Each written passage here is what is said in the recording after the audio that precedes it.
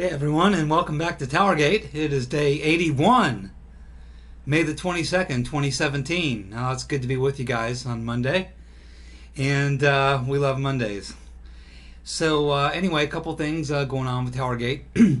As you know, I've been trying to find out if Robert Mueller is going to give some sort of a statement or some sort of a press conference where he's going to lay out exactly what he's going to be looking into.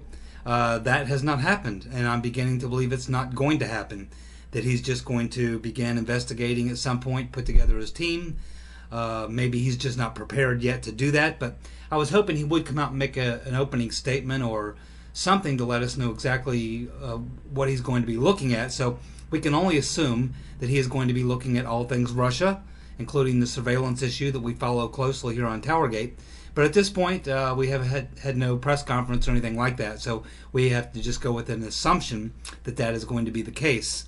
And that's generally the assumption most people have.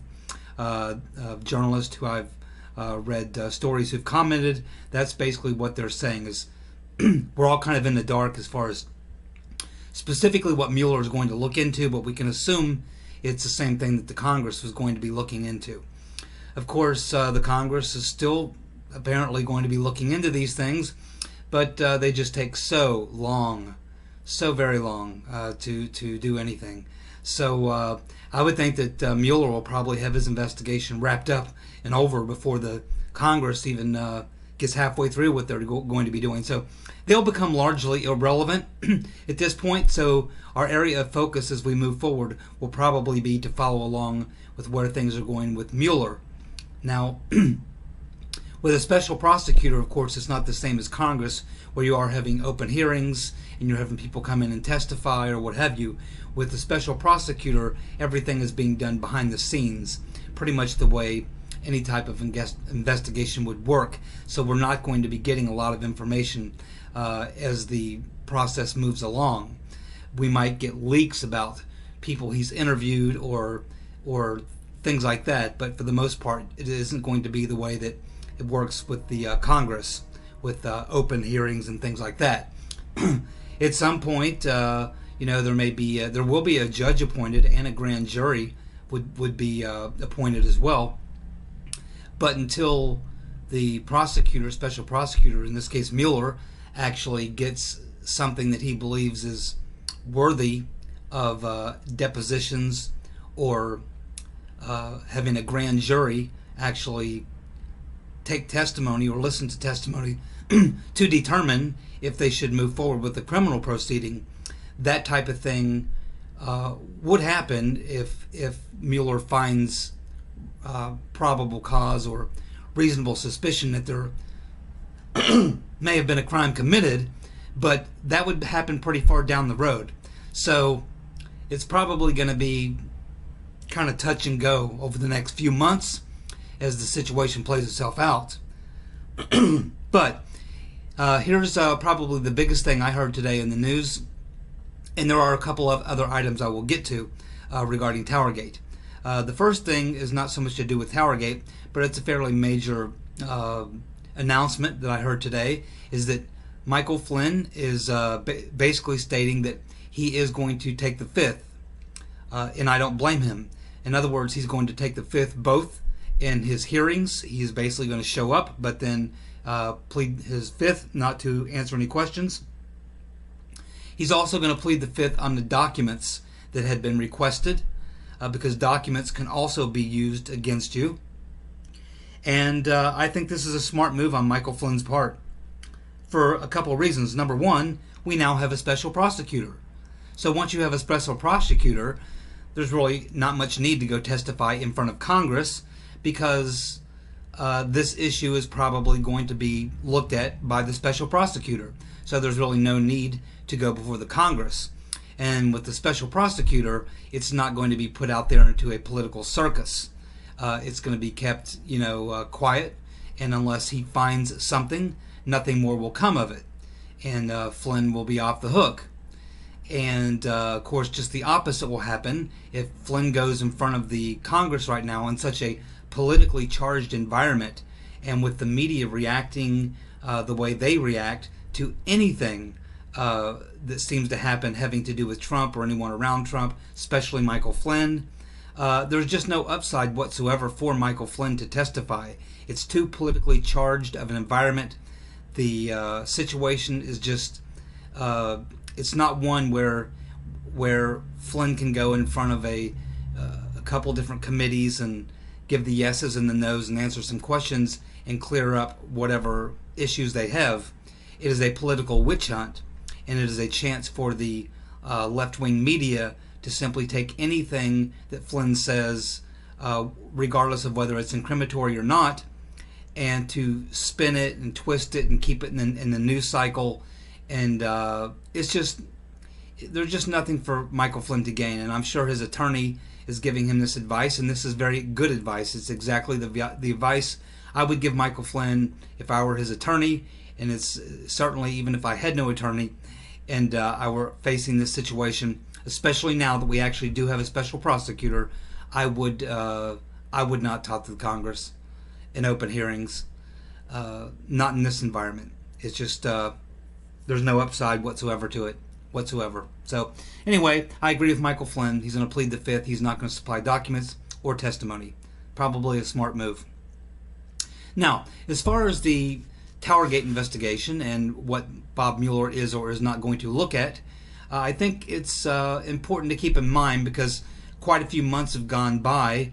It was, it's been quite a long time, 6, 7, 8 months, that a lot of this information about the surveillance of Trump Tower and Donald Trump tweeting out that he was being wiretapped and all the other bits of information that have come out over these past 5 or 6 months. I think we need to reflect just a little bit on that, so that we do understand that in terms of Special Prosecutor Mueller looking at Russia collusion or Russia hacking the elections or being involved in somehow manipulating the election, there is no evidence whatsoever for that. The only real evidence that got everything started, including the FISA warrants and everything else, was the dossier, which we now know has pretty much been proven to be a farce. But let's go back and revisit just a couple things regarding the actual surveillance for which we know there is evidence. It was on January the 20th of 2017 that the New York Times did an article where they stated that the Obama administration used information obtained from wiretaps to investigate Trump aides. That was in the New York Times piece on January 20th. Also in that New York Times piece on January 20th, it stated that the information obtained from the surveillance on Trump and his team was shared with the Obama administration. So there are two facts reported by the New York Times that prove that there was surveillance on Donald Trump. There's no question about that. The only question is whether or not it was political, or whether or not it met the standard that would normally need to be met for this type of surveillance. Remember, Trump and his team were private citizens at this time. We also have James Comey, who admitted that the FBI sought FISA warrants to look into Trump officials and also the Trump server, that server that was at Trump Towers that was apparently pinging or was being pinged by a Russian bank. So there's another example of fact that surveillance was going on around Trump and his team. We also have the Devin Nunes situation, where Devin Nunes went over to take a look at some information that he saw, and he came out and did a press conference where he said that he saw evidence that they were spying on members of the Trump team, that the conversations he saw were unmasked, and that they were not national security related. That came from Devin Nunes. That's what Devin Nunes said in his press conference after he went over and took a look at the information at the White House, which caused all the uproar, which caused him to step down.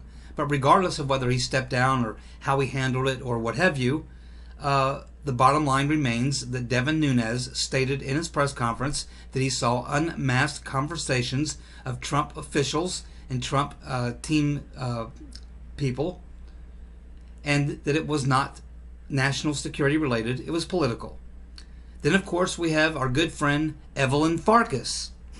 Remember her? She went on MSNBC and was talking to the blonde dingbat, Mika Brzezinski. And to remember the look on Mika Brzezinski's face when Evelyn Farkas began getting diarrhea of the mouth and talking about how they had to try to hurry and get all this information that they had and to get it out and disseminate it.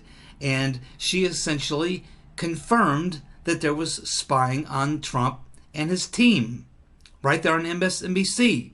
And I expect that Evelyn Farkas is one of those people on the list of people who will be called in to testify in Congress if they ever get around to it.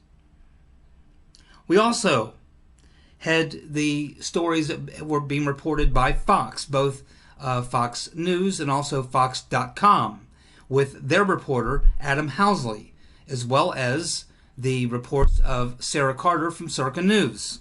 Both of them reporting multiple sources within the intelligence and law enforcement community telling them that there was surveillance on Trump and his team, and that it was totally political, and that there was unmasking.